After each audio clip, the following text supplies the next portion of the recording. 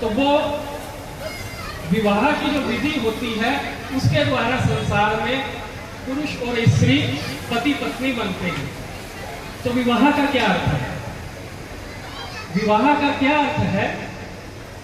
हम सब जाते हैं, उसको शादी भी कहते हैं, लेकिन संस्कृत भाषा से शब्द जो आया है वो क्या है? विवाह। हम सब जाते हैं, गृहस्थाश्रमी जो हैं उनकी शादियां हुई है कि नहीं हुई? कईयों की नहीं हुई, कईयों की हुई है।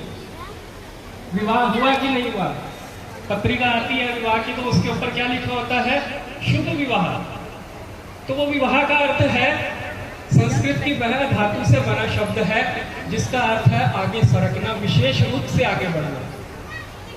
तो जब जीवन एक ऐसा मोड़ लेता है और विशेष रूप से आगे बढ़ता है, उसको कहते हैं विवाह।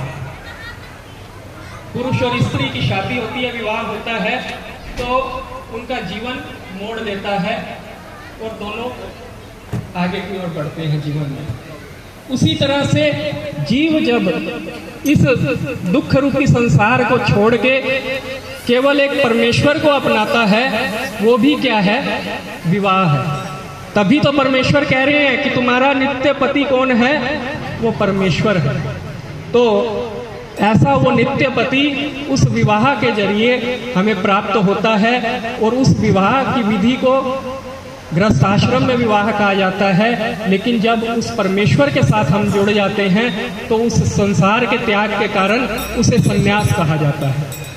तो इस प्रकार से वो जो संन्यास है, परमेश्वर की ओर हमें लेकर जाने वाली जो विधि है, उसके द्वारा ना सिर्फ जो संन्यास ले रहा है उसको पुण्य की प्राप्ति है, जो उसके रिश्तेदार हैं, संबंधी हैं, उनको भी पुण्य की प्राप्ति है, उनको भी कुछ ना कुछ मिलता है।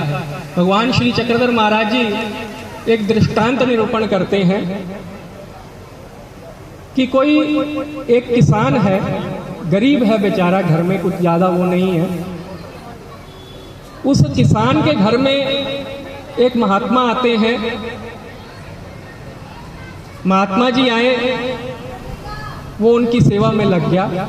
उसकी पत्नी जो है उससे ज्यादा श्रद्धा, पति से ज्यादा श्रद्धा उस पत्नी के अंदर है। तो क्या होता है कि पुरुषों से अधिक स्नेहालु भगवान ने स्त्रियों को बताया है और वही चीज श्रद्धा में प्रकट होती है। वो जो श्रद्धा है उसके कारण घर में कुछ भी नहीं है, फिर भी अपनी तरफ से अच्छे से अच्छा उन महात्मा जी के लिए करते हैं। चावल खिलाते हैं, घी खिलाते हैं, उसके बाद उन्हें बढ़िया सा पान खिलाते हैं, सोने के लिए अच्छी गद्दी बिछाते हैं और बिछाकर पैरों में, महात्मा जी चल के आए हैं, इस कारण क्या करते हैं कि पैरों में घी लगाकर उसको चौपड़ते हैं, मालिश करते हैं, ताकि इनके जो पैरों का दर्द है वो दूर हो। तो वो महात्मा जी देखते हैं, उनके श्रद्धा भाव पे खुश हो जाते हैं कि कुछ ना होते हुए भी इन्होंने किस प्रकार से मेरी सेवा की। महात्मा जी खुश होके उनको कहते हैं कि तुम्हारे घर में जितनी भी लोहे की बनी हुई चीजें हैं ना, वो मेरे सिरहाने लाके रख दो। तो किसान है, अब किसान के घर में क्या मिलेगा? हल मिलेगा, दराती मिलेगी, खुरपा मिलेगा, वो सब उठा के महात्मा जी के सराहने रख दिया। रात हुई, वो दोनों सो गए पति पत्नी। महात्मा जी ने अपनी झोली में से पत्थर निकाला। पत्थर क्या था? पारस पत्थर। पारस की क्या विशेषता है कि जैसे ही लोहे को लगता है वो सोना बना देता है। महात्मा जी ने एक एक करके सब लोहे की वस्तुओं को छुआ उस पारस से और वो सोने की बन गई। सुबह हुई, महात्मा जी आगे की गांव की ओर निकल गए। सुबह हुई, महात्मा जी चले गए, वो किसान भी जाने के लिए निकलता है।